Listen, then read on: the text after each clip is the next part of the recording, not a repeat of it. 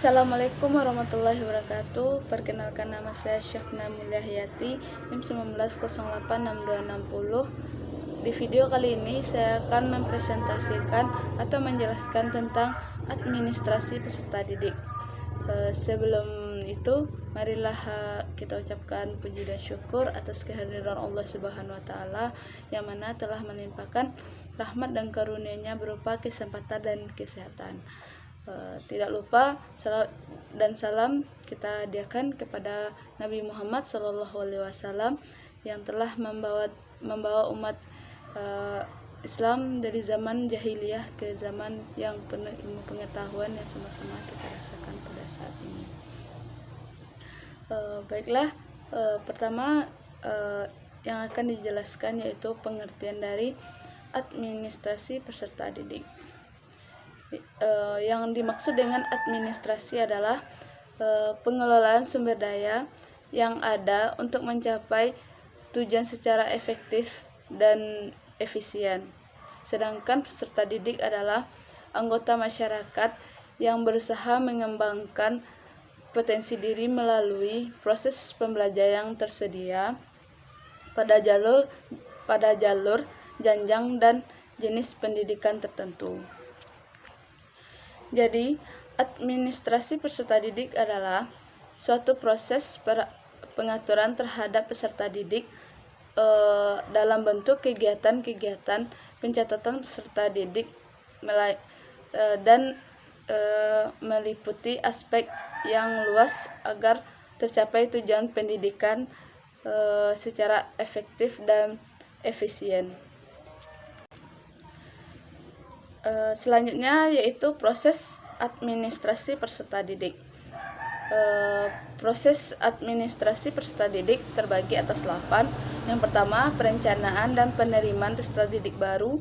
Yang kedua, orientasi peserta didik baru. Yang ketiga, bimbingan dan konseling. Yang keempat, pengaturan disiplin dan ketertiban sekolah. Yang kelima, pengelompokan peserta didik dan tata cara menentukan kedudukan peserta didik dalam kelompok. Yang keenam, pengelolaan kelas. Yang ketujuh, pencatatan data peserta didik dan instrumen-instrumen yang digunakan. Dan yang kedelapan, kenaikan kelas dan EPTA. Terdapat dua instrumen dalam administrasi peserta didik. Yang pertama, manual.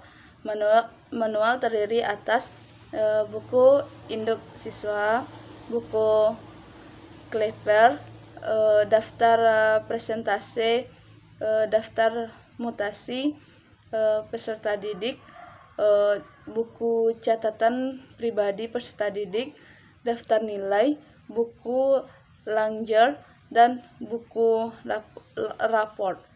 Yang kedua, elektronik. Elektronik terdiri atas buku induk siswa, buku kleper, daftar mutasi peserta didik, buku catatan pribadi peserta didik, dan daftar nilai.